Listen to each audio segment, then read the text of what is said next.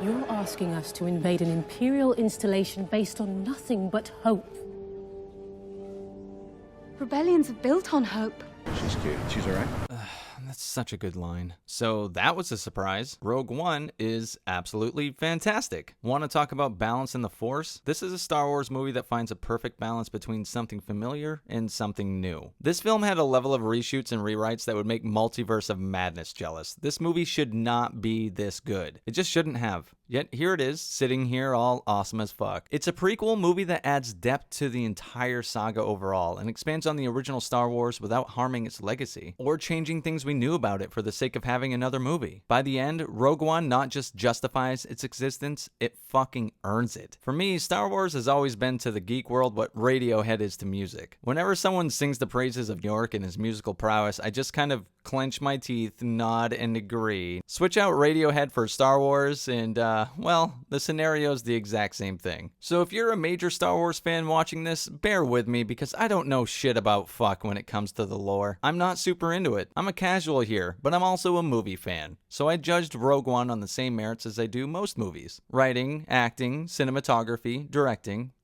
movie shit. As a non-Star Wars fan, Rogue One isn't just what I consider to be the best Star Wars movie, it's an actual good movie. A great movie. As much as I respect the Star Wars franchise, they've always seemed like movies aimed at kids. I get the irony in saying that as I mostly talk about superhero and video game movies, but Star Wars, I don't know. That's just how I felt about it. There's a lot of silly shit thrown in there that just never jived with me. I think I just never really liked space-related sci-fi. I used to love the MCU, but I never understood the adoration for Guardians of the Galaxy. Working through my thoughts in real time here, I think I just like more grounded stuff. Maybe that's why I think Rogue One is such a good movie. I'm gonna try and figure it out right here and right now. Can you describe a Star Wars movie as grounded? Well, besides the fact that I just did. It feels like a smaller scale story compared to Star Wars 1 through 9, but maybe that's just because the story's more focused and intimate. It's still a blockbuster film on a massive scale. Huge set pieces, world jumping, action, weird-ass characters, and the plot itself is simple and straightforward. You only need to have a base level knowledge of A New Hope and you're good to go for this one. Rogue One is about a science dude being forced to work on the Empire's Death Star, and his daughter, who is in hiding her entire life, is forced by the rebellion to find her father so they can learn more about the Death Star. There's some subplots, but basically that's it. There are a few turns, but no twists, just straightforward storytelling. Oh, and everyone dies in the end as they successfully get the plans for the massive super weapon to the rebellion.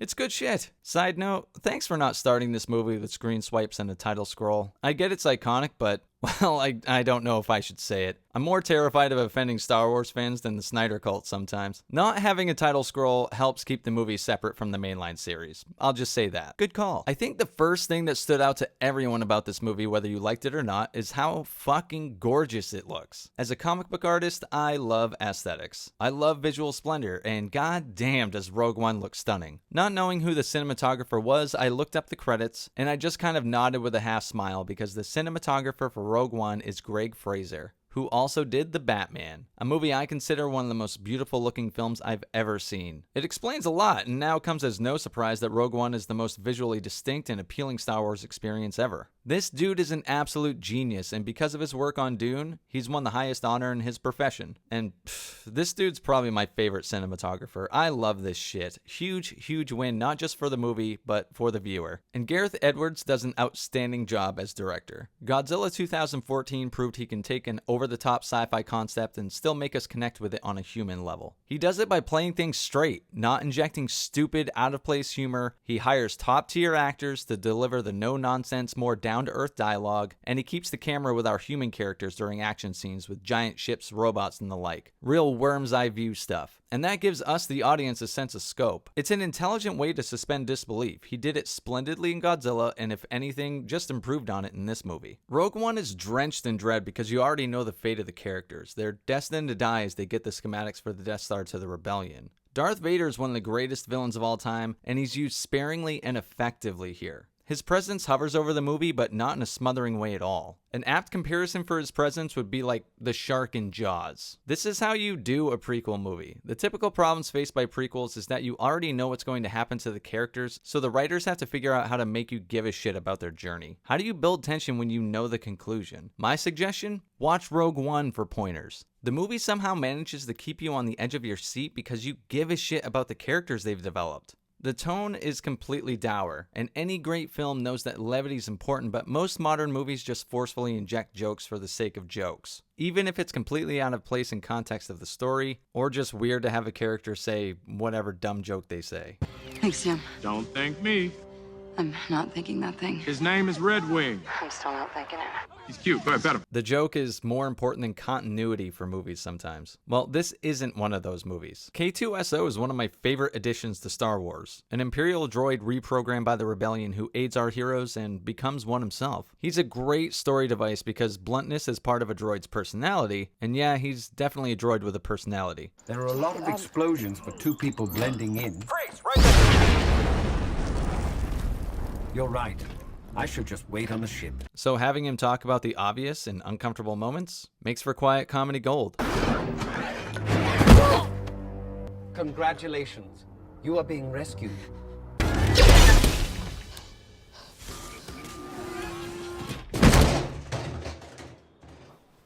Did you know that wasn't me? And just to skip ahead a little bit here, his death is legitimately heartfelt. I'm seriously impressed with how the movie maintained tension all the way through the third act. We know these people's fates, we know they'll succeed but die in their mission, but a combination of wonderful acting, a director who knows what he wants, and solid writing can be attributed to it all just working. You know what? The third act kind of gave me Saving Private Ryan vibes. How we sort of know everyone's gonna die but still have investment in them. Still having hope that they'll pull off their mission. The most familiar and popular aspects of Star Wars, things even I like, are still present, just in smaller, subtler ways than the mainline series has them. The Force is still a presence, Vader as mentioned, but they're more in the background, hanging around our leads. The movie doesn't use its characters as audience by proxy. The characters' reactions make sense in the context of the story and doesn't come off as the writers jabbing our ribs going, Remember TIE Fighters? Oh, remember Jawas? Remember Lando Calrissian? Remember Tauntauns? Remember? Outside the familiar, I love that the movie introduces new, different-looking creatures, droids, and costumes. And if you're gonna tell me that they're in the extended lore, I have no idea, so whatever, it's new to me. These are things we, or at least I, haven't seen before, and they don't have the nostalgia, member-berry, shiny keys aspect to them like a lightsaber would or an AT-AT.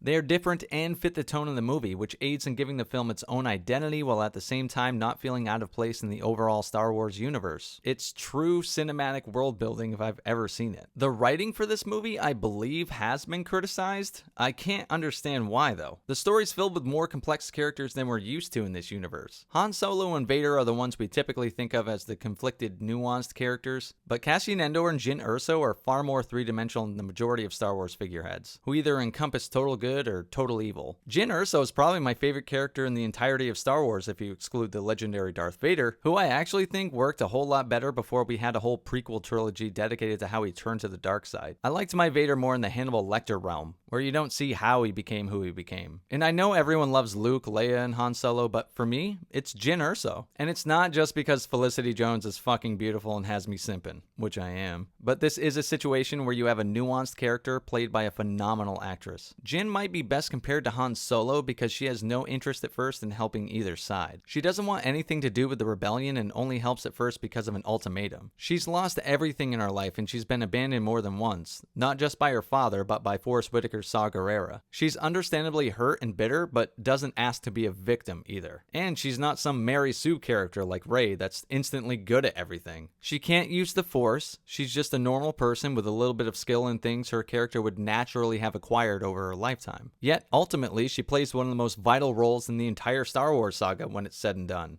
You can stand to see the Imperial flag reign across the galaxy. It's not a problem if you don't look up.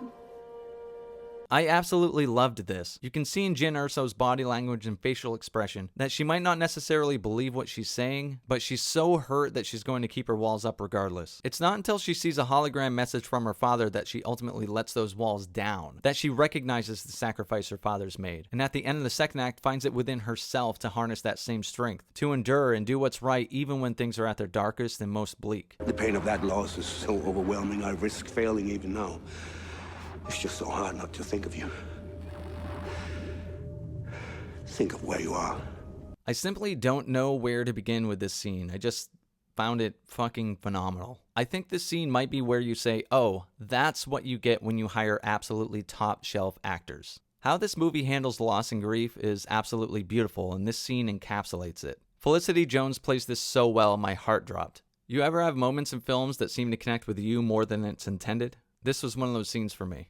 Jyn Erso thought her father was most likely dead, and she's seeing a message from him where he tells her how much he misses her and loves her. Her reaction here felt so genuine, so real to me that I put myself in her shoes and imagined if I saw my sister again who passed away.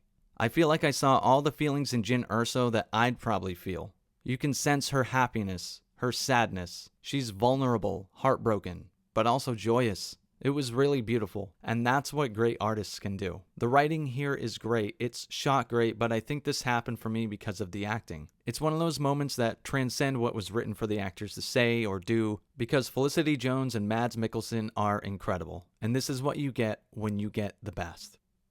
Anyway, enough of that. You're again inching closer to my heart just by having Mikkelsen in the movie, and his monologue here is fantastic. The film could use more of him, but then again, you can always use more Mads Mikkelsen. Go watch the show Hannibal if you want to see this guy's greatness in full effect. This scene's also brilliant for another reason. It deepens A New Hope and fills in a major issue I had with the original, something I always thought was an amusing plot contrivance. Instead of the Death Star's fatal flaw just being a nice writing trick, the flaw being an exhaust port that if hit just right can cause a chain reaction and obliterate the ship. Pretty convenient. Well, this movie fills in that story gap. That fatal flaw was a deliberate one set by Jyn Erso, Jyn's father who was forced to engineer the Death Star. It's a subtle retcon and just absolutely fucking brilliant. It gives this movie even more weight, more importance, and once again adds to Star Wars lore without having to tear anything down to build itself up. Some leftover notes. The CGI characters are super fucking weird. Yeah, I will give you that. I've only seen this movie twice. Once in the theater when it came out, and again for this video essay. And I remember it being much more distracting in the theater than at home. All things considered though, it kind of holds up. As long as Tarkin isn't moving his mouth on my 65-inch TV, I could have been fooled. The Leia shit though is just...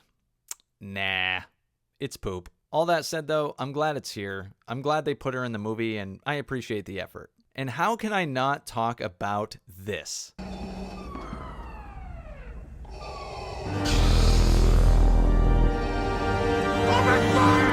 God damn! Is this not the coolest scene in Star Wars history? I mean, I was going to talk about it, but what can I say? It mostly speaks for itself, doesn't it? You know, when you think about it, you never really saw Vader go full badass until this scene. Ever. He's one of the greatest movie villains ever because of his presence and how he's written, not necessarily because of his epic lightsaber duels.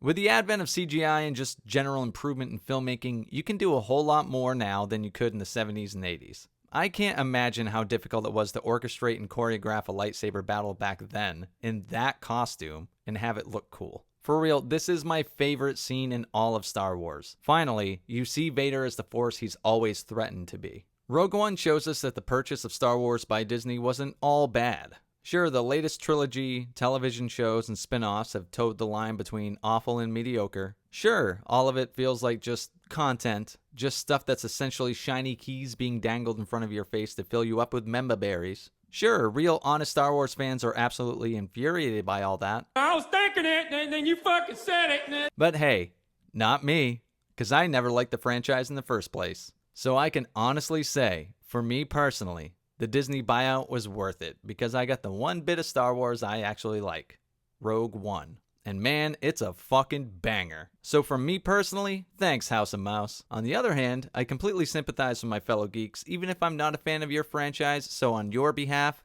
a big fuck you, Disney. But don't give up the fight, lads. Rebel against the evil mouse, because this movie shows us Star Wars isn't dead yet. Not all is lost. Remember. Rebellions are built on hope. Till next time, GG's only.